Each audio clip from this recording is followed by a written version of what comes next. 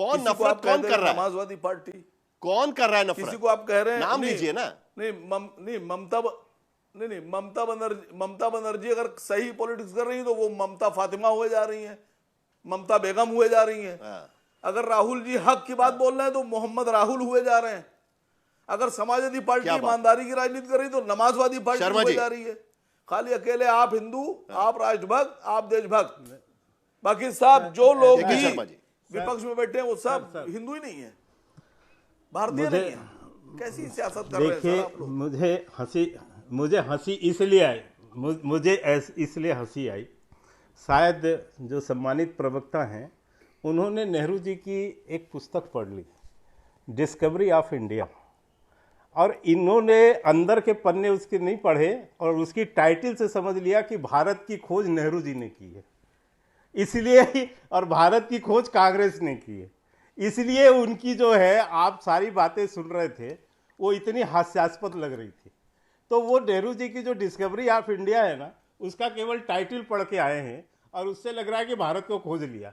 अरे भारत हजारों वर्ष प्राचीन देश है सर, और यहाँ पर जो विकास हुआ है, सभ्यता का जो विकास हुआ है, उसकी लंबी फेहरिस्त है।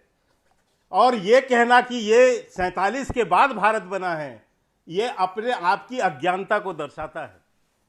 और ये कहना कि केवल कांग्रेस ने बना दिया, तो अभी ये भारत की संस्कृति, अभी ये भारत की संस्कृति लेकिन तभी आगे बढ़ पाएगी जब हिंदू 3 बच्चे पैदा करेंगे शर्मा जी।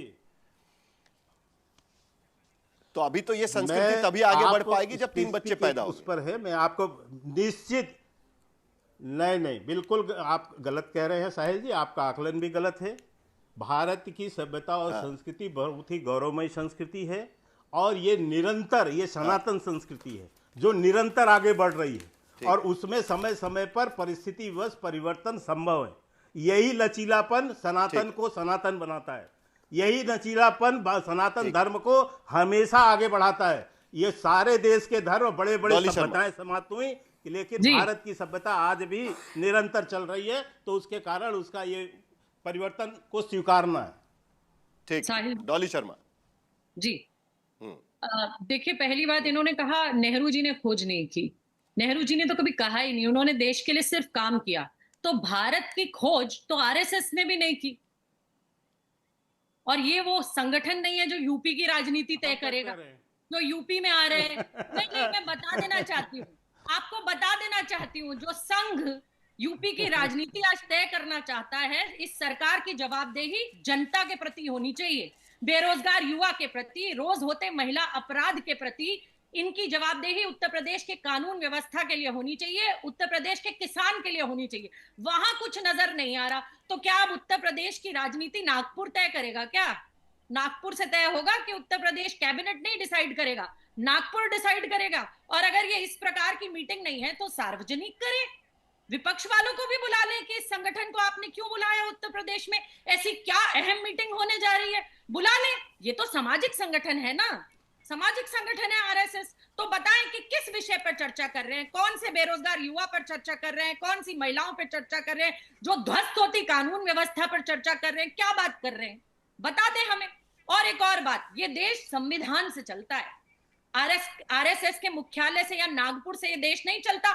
जिन्होंने संविधान की प्रतियां जलाई हैं, जिन्होंने लगातार हिंदुस्तान के झंडे को नकारा है 2002 तक, जिन्होंने लगातार इस देश को धर्म और जातियों में बांटा, टेलीविजन के स्टूडियोज में या आपसी चर्चा में लोग जो भी कहे, लेकिन उत्तर प्रदेश के भीतर जाति की राजनीति खत्म नहीं होती और जात के नाम पर विवाद खत्म नहीं हो रहे। इससे पहले घुसखोर पंडित पर विवाद हुआ, अब देखिए यादव जी की लव स्टोरी पर विवाद हो रहा है। संभल में प्रोड्यूसर, डायरेक्टर और कलाकारों के खिलाफ एफआईआर दर्ज कर दिया गया है।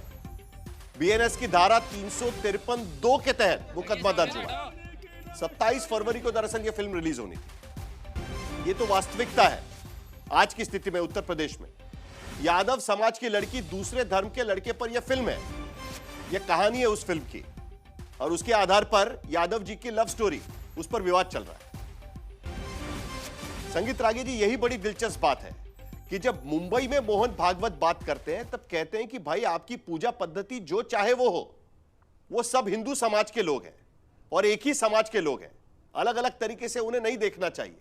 यह भारत सेक्युलर है क्योंकि यहां का समाज हिंदू है, भले वो क्रिश्चियंस हो या मुस्लिम हो, वो है हिंदू। लेकिन उत्तर प्रदेश में जाकर घर वापसी की बात करनी पड़ती है। ये कहीं ना कहीं 2027 के पहले की तैयारी तो नहीं है। अगर कोई ये कहे तो गलत होगा क्या? साहिल, मैं इसे राजनीतिक चश्मे से नहीं देखता हूं और इसको राजनीतिक दृष्टि से ये बोली गई बात भी नहीं है। इसमें कोई दो राय नहीं कि संघ ये मानता है कि इस देश में जो भी रहने वाले हैं, जिनके पंथ और संप्रदाय चाहे कुछ भी हो, वो सभी हिंदू हैं, क्योंकि हिंदू एक राष्ट्रवादी सूचक, राष्ट्रबोध का सूचक है। अब रही बात कि ये क्यों कहते हैं, हम तो ऐसा मानते हैं, बाकी दूसरे मानते हैं क्या? क्या इस्लाम के मानने वाले ऐसा मानते हैं क्या? क्या क्रिश्चियनिटी को मानने वाले ऐसा मानते हैं क्या? मेरा उत्तर है नहीं। और दूसरी बात, इसके खतरे क्या हैं? इस देश का विभाजन जो है वो इस्लाम धर्म के और हिंदू धर्म के आधार पर ही हुआ था, धर्म के आधार पर ही विभाजन का। बढ़ती हुई मुसलमानों की जनसंख्या इस देश का राजनीतिक विमर्श भी बदलेगा, सांस्कृतिक विमर्श भी बदलेगा और देश के लिए खतरा भी होगा। हम इसलिए खतरा कह रहे हैं कि बांग्लादेशी घुसपैठिया आज चाहे 1 करोड़ हो, 1.5 करोड़ हो, 3 करोड़ हो, भारत का मुसलमान उसे अपना समझ करके उनको सह देता है, उनके लिए शाहीन बाग जैसी लड़ाई लड़ता है। तीसरी बात मैं कहना चाहता हूं, गुलाबों की वाटिका को आप गुलाब की वाटिका तभी तक कहेंगे जब उसमें गुलाब बहुसंख्यक हो। जैसे ही उसमें बबूल आ जाएगा और बबूल बहुसंख्यक हो जाएगा तो वो गुलाबों की वाटिका नहीं रह जाएगी, वो बबूल की वाटिका हो जाएगी। इस देश की सभ्यता, संस्कृति और उसका धर्म की मूल धारा हिंदू मुंबई है। में आकर कहते हैं सुन कि लीजिए, जो बबूल सुन लीजिए, मुझे गुलाब अपनी की बात वाटिका में खत्म खिल कर रहे हैं, वो भी गुलाब ही है, उसका रंग अलग होगा लेकिन वो भी गुलाब है। लेकिन उत्तर प्रदेश में उन बबूलों को गुलाब करने के लिए घर वापसी का नारा भी दिया जा रहा है। साहिल, मैं फिर से, मुझे अपनी बात खत्म कर लेने दीजिए। जैसे सभी का सुना, आप मेरा भी सुन लीजिए। मैंने कहा कि इस देश की मूल धारा वही है। यदि उस मूल धारा का, वो मूल धारा अल्पसंख्यक हो जाएगा, वो 5% हो जाएगा, जैसे कॉपर सल्फेट में सल्फेट और कॉपर दोनों मिलकर के कंपाउंड, लेकिन उसका कंपाउंड का कैरेक्टर इस बात पर डिपेंड करता है कि कौन सा रेडिकल, पॉजिटिव रेडिकल या नेगेटिव रेडिकल कौन डोमिनेट करता है। वैसे ही यदि इस्लाम बहुसंख्यक हो जाएगा तो इसकी धारा भी, मानसिकता भी जो है वो बांग्लादेश की हो जाएगी, पाकिस्तान की हो जाएगी, जहां पर मंदिर नहीं बचेंगे, जहां गुरुद्वारे नहीं बचेंगे। उसका वो खतरा है, उस खतरे की ओर इशारा कर रहे हैं मोहन भागवत जी। और दूसरी बात मैं कह देना चाहता हूं, घर वापसी तो आज से नहीं, बहुत दिनों से नारे रहे, लेकिन एक प्रकार से मुस्लिम जनसंख्या 9.4% से 18% पहुंच जाती है और हिंदू जनसंख्या जो है वो 86% से 76% पर आ जाती है। तो मुसलमानों की, मैं जो बोला वो तो 2011 की जनसंख्या है, 14.6% तो 2011 की है। और मैं फिर ये कह रहा हूं, 56% का अब अंतर रह गया है। तो जिस दिन ये जितना दायरा कमते जाएगा इस देश में, सैकड़ों, इसका जवाब तो कोई नहीं दे रहा है ना। लेकिन अगर घर वापसी करेंगे तो घर के किस कमरे में करेंगे? देश के लिए बिठाएंगे कहां? कौन से कमरे में बिठाएंगे? ये खतरा हिंदू सभ्यता के लिए है। कौन से कमरे में बिठाएंगे? 46 जातियां गिनाकर दिखा दी समाजवादी पार्टी ने एसआईआर के तहत जिनका नाम निकाला जा रहा है, उसमें से कौन सी जगह पर उनको बिठाएंगे जाकर घर वापसी के बाद? साहिल, मुझे तो इस देश के राजनीतिक विमर्श पर और जातीय विमर्श पर तरस आती है। भगवान कृष्ण का वंशज अपने आप को यदुवंश कहने वाला पिछड़ा कहता है। जिस भगवान कृष्ण को सभी लोग मानते हैं, द्वैपायन वेद व्यास को सबकी पूजा करते हैं, और फिर भी इस देश में यह विमर्श चलाया जाता है। सब कोई जानता है कि भारत के अंदर वर्ण थे, कोई एक शास्त्र नहीं है जहां पर इतनी जातियां, जिस अंबेडकर जिस जाति से आते थे, महार अपने से संगीत रागी से ये डिबेट हम हजारों बार कर चुके हैं, तो और वो आज भी इस बात को मानने को तैयार नहीं है कि जो संघ संदेश लखनऊ के भीतर दिया गया था उसके कोई राजनीतिक परिणाम निकल सकते हैं। आज भी वो कहते हैं कि ये तो सांस्कृतिक बातें हैं, वो नहीं मानने को तैयार इस बात को। क्या आप मानते हैं कि ये पीडीए को काट है? एक वक्त जब भारतीय जनता पार्टी कल्याण सिंह को लेकर सामने आ रही थी, उनको चेहरा बना रही थी, और आज की स्थिति में वही चीज अलग करने की कोशिश चल रही है। देखिए साहिल, आपने एक सवाल शुरू से पूछ रहे कि भाई ये घर वापसी किस घर में, घर के किस कमरे में होगी, आप इसका जवाब तो किसी ने आपको दिया नहीं। मैं कहता हूं कि आरएसएस को एक प्रस्ताव पारित करना चाहिए प्रतिनिधि सभा में कि घर वापसी करने वाले हर व्यक्ति को ब्राह्मण बनाया जाएगा, ब्राह्मण जाति में उनकी वापसी होगी और वो संगीत रागी जी के साथ बैठेंगे सब लोग। ये प्रस्ताव अगर पारित कर दें तो कितना अच्छा हो। ये जो जाति के आधार पे जो तमाम भेदभाव है खत्म होने लगेंगे धीरे धीरे। लेकिन इसका जवाब संगीत रागी जी ने नहीं दिया। आपने और भी लोगों से पूछा, उनमें से किसी ने इसका जवाब नहीं दिया। क्यों नहीं दिया इसका जवाब?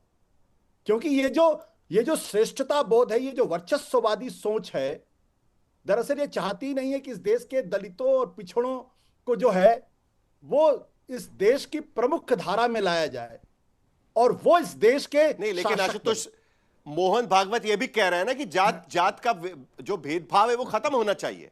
उनको मुंबई में सवाल पूछा गया था कि संघ के प्रमुख ब्राह्मण के अलावा कोई बन सकते हैं क्या?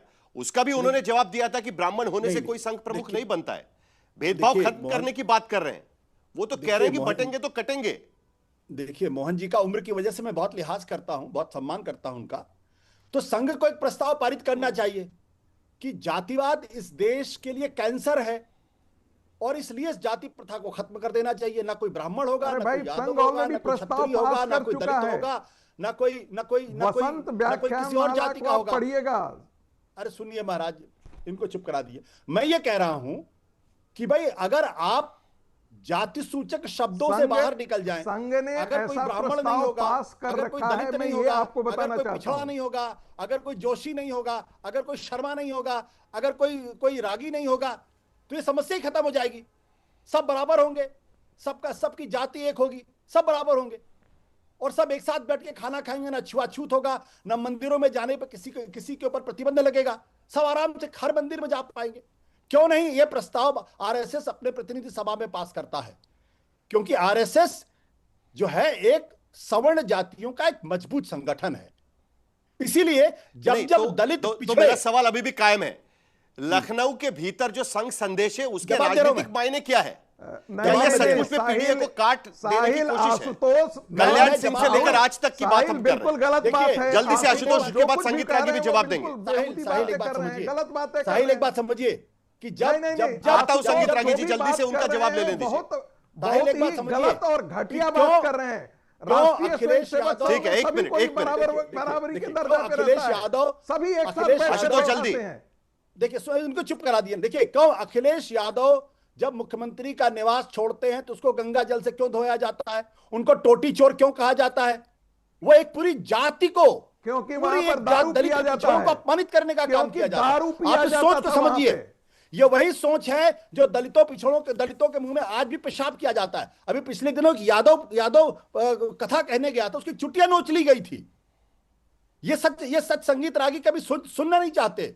मैं तो कहता हूं कि इस देश के अंदर जितने लोग घर वापसी हो उन सबको आप ब्राह्मण जाति में शामिल कर लीजिए, समस्या ही खत्म हो जाएगी।